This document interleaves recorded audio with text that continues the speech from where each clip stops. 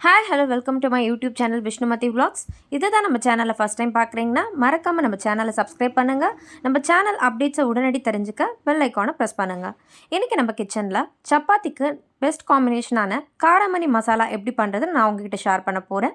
இதுக்கு first mixie ஜாரில் 2 medium size தக்காளியை கட் பண்ணி ஆட் பண்ணுறேன். நம்ம இதை ஃபைன் பேஸ்ட்டாக தான் அரைக்க போகிறோம், ஸோ பெருசாக கூட கட் பண்ணலாம். இதில் ஒரு பெரிய பச்சை மிளகாயை ஆட் பண்ணுறேன். 1 டீஸ்பூன் சீரகம்.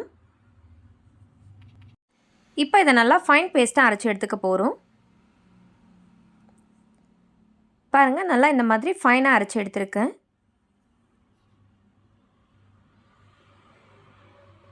அடுத்ததாக ஒரு பேஸ்ட் ரெடி பண்ண போகிறோம். கிரேவிக்கு திக்கான கன்சிஸ்டன்சி கொடுக்கறதுக்காக தான் இந்த பேஸ்ட் ரெடி பண்ணுறோம். இதுக்கு பார்த்திங்கன்னா ஒரு கப்பில் 1.5 டேபிள் ஸ்பூன் கடலை மாவு ஆட் பண்ணுறேன். 1 table spoon Kashmiri red chilli powder, 1 table spoon தனியாத்தூள்,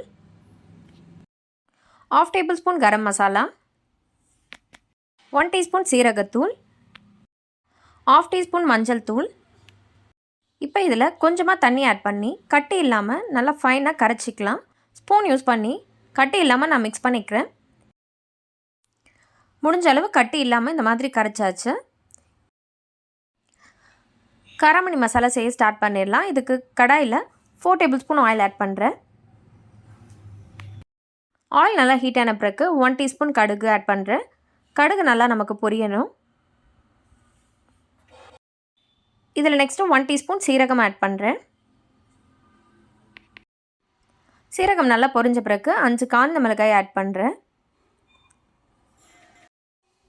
காய்ந்த மிளகாய் கொஞ்சம் கலர் வந்த பிறகு ஃபைனாக சாப் பண்ண 2 பெரிய சைஸ் வெங்காயத்தை ஆட் பண்ணுறேன். கொஞ்சமாக கருவேப்பிலையும் சேர்த்து ஆட் பண்ணிக்கிறேன். வெங்காயம் கோல்டன் கலர் வர வரைக்கும் நல்லா வதக்குறேன். வெங்காயம் நல்லா இந்த அளவு கலர் வந்த பிறகு 1 டேபிள் ஸ்பூன் இஞ்சி பூண்டு பேஸ்ட் ஆட் பண்ணுறேன். ஆட் பண்ணிட்ட பிறகு கொஞ்சமாக கல்லுப்பு ஆட் பண்ணுறேன். அப்போ தான் நமக்கு அடிப்பிடிக்காமல் இருக்கும்.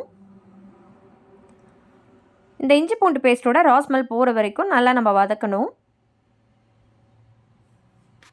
இஞ்சி பூண்டு பேஸ்ட் வதங்கின பிறகு அரைச்சி வச்ச தக்காளி பேஸ்ட்டை ஆட் பண்ணுறேன். தக்காளி பேஸ்ட் ஆட் பண்ண பிறகு gas full and full low ஃப்ளேமில் வச்சிடணும். வச்சுட்டு தக்காளியோட ரா ஸ்மெல் போகணும். நமக்கு நல்லா தொக்கு கன்சிஸ்டன்சி வர வரைக்கும் நல்லா எண்ணெயிலே வதக்கணும். தக்காளி நல்லா வதங்கி இந்த மாதிரி கொதிச்சு வரப்போ நம்ம கரைச்சி வச்ச பேஸ்ட்டை ஆட் பண்ணுறேன். எக்ஸ்ட்ரா இதில் இப்போ தண்ணி ஆட் பண்ணிக்கலாம். இப்போ மசாலாவுக்கு தேவையான அளவு கல்லுப்பு ஆட் பண்ணிக்கிறேன். கடலை மாவோட ரா ஸ்மெல் நமக்கு போகணும். ஸோ கேஸ் மீடியம் ஃப்ளேமில் வச்சு நல்லா ஒரு 10 to 15 மினிட்ஸ் இதை கொதிக்க விடணும். எக்ஸ்ட்ரா நான் கொஞ்சம் தண்ணி ஆட் பண்ணியிருந்தேன். நல்லா ஒரு 10 to 15 மினிட்ஸ் நல்லா இப்போ கொதிச்சிருச்சு. இப்போ வேக வச்ச பச்சை காராமணியை ஆட் பண்ணுறேன். டைரெக்டாக நம்ம பச்சை காராமணி இந்த ஸ்டேஜில் ஆட் பண்ணால் நமக்கு சரியாக குக் ஆகாது. அதனால தான் நான் தனியாக வேக வச்சுருந்தேன். ஸோ அதை ஆட் பண்ணி நல்லா மிக்ஸ் பண்ணணும்.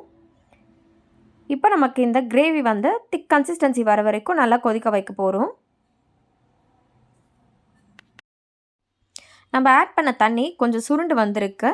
இந்த ஸ்டேஜில் வந்து நம்ம ஃபைனாக சாப் பண்ண கொத்தமல்லி ஆட் பண்ணி மிக்ஸ் பண்ணி சர்வ் பண்ணால் ரொம்பவே டேஸ்டியான காராமணி மசாலா ரெடி. சப்பாத்திக்கான ஒரு பெஸ்ட் காம்பினேஷன் இது. ஸோ கண்டிப்பாக நீங்களும் இந்த காராமணி மசாலாவை உங்கள் வீட்டில் ட்ரை பண்ணி பாருங்கள். ட்ரை பண்ணி பார்த்துட்டு எப்படி வந்ததுன்னு மறக்காமல் கமெண்ட் செக்ஷனில் ஷேர் பண்ணுங்கள். Like, share, subscribe and keep supporting to Vishnumathi vlogs. Thanks for வாட்சிங் திஸ் வீடியோ ஃப்ரெண்ட்ஸ்.